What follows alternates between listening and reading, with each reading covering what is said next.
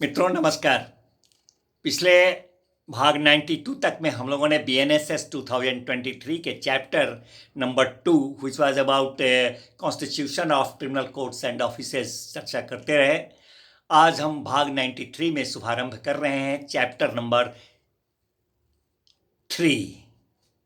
Chapter 3 is related to power of courts.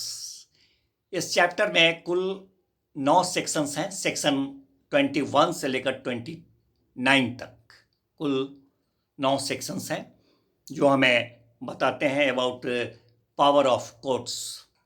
मित्रों, सबसे पहले आज हम शुरू कर रहे हैं सेक्शन 21 BNSS 2023 जो हमें बताएगा courts by which offences are triable. न्यायालय जिनके द्वारा अपराध विचारणीय है।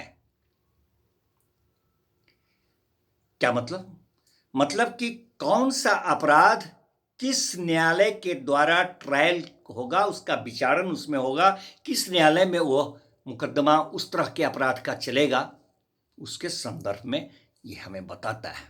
कहता है कि इस संहिता के अन्य उपबंधों के अधीन रहते हुए दो बातें। इस संहिता के अन्य उपबंधों के अधीन रहते हुए दो बातें। प्रथम कहता है कि भारतीय न्याय संहिता 2023, भारतीय न्याय संहिता थोड़ा सा यहां पर क्लियर करें। भारतीय न्याय संहिता वो है जिसमें कि अपराधों की जानकारी हमें दी जाती है कि ये चोरी है, ये डकैती है, ये रंगदारी है, उद्दापन एक्सटॉर्शन है, ये रेप है, ये मर्डर है, ये उसका पहचान कराया जाता है कि इन सब एसेंशियल इंग्रेडिएंट्स, आवश्यक तत्वों से मिलकर ये लक्षण है, ये अपराध हुआ। तो जिनमें अपराधों का वर्णन किया जाता है वो है BNS, भारतीय न्याय संहिता 2023। तो ये कहता है ये धारा कि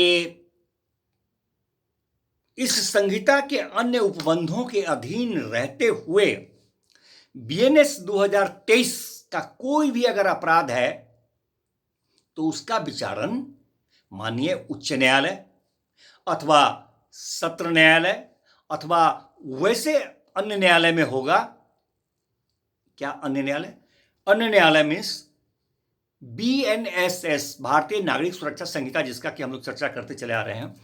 भारतीय नागरिक सुरक्षा संहिता के प्रथम अनुसूची में कॉलम 6 में जिस न्यायालय के नाम का वर्णन होगा उसके द्वारा, अर्थात BNS 2023 के अधीन किए गए किसी भी अपराध का विचारण माननीय उच्च न्यायालय अथवा सत्र न्यायालय अथवा वैसे न्यायालय के द्वारा होगा जो BNSS 2023 के प्रथम अनुसूची के कॉलम 6 में न्यायालय का नाम वर्णित है, उस न्यायालय में उस अपराध का होगा। परंतु कहता है परंतु कहता है कि BNS 2023 का सेक्शन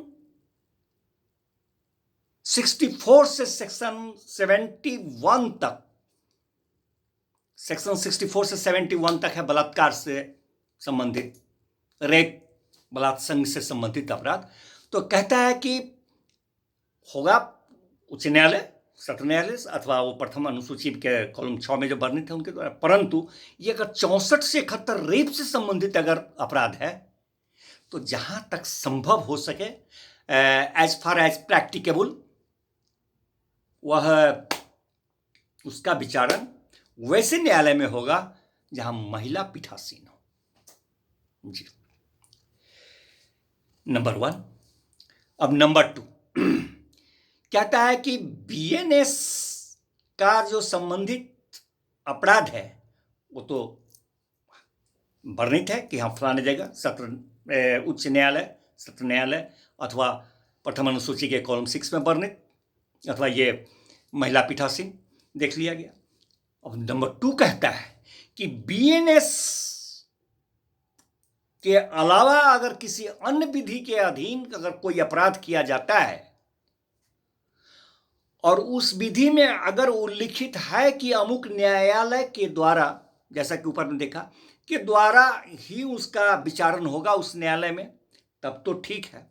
और मगर अगर नहीं लिखा हुआ है, ये उल्लिखित नहीं है कि किस न्यायालय के द्वारा वो अपराध अन्य विधि वाला जो है उसका विचारण हो, तो वहां पर ये कहता है धारा कि उस अपराध का विचारण, वो जो अन्य विधि वाला है उसका विचारण माननीय उच्च न्यायालय के द्वारा होगा, अथवा फिर वही बात BNSS 2023 के प्रथम अनुसूची में वर्णित कॉलम 6 में जो वर्णन किया हुआ है, जो किसी भी न्यायालय का, वैसे किसी भी न्यायालय के द्वारा होगा। धन्यवाद मित्रों, फिर मिलते हैं नेक्स्ट भाग में नेक्स्ट सेक्शन के साथ। धन्यवाद।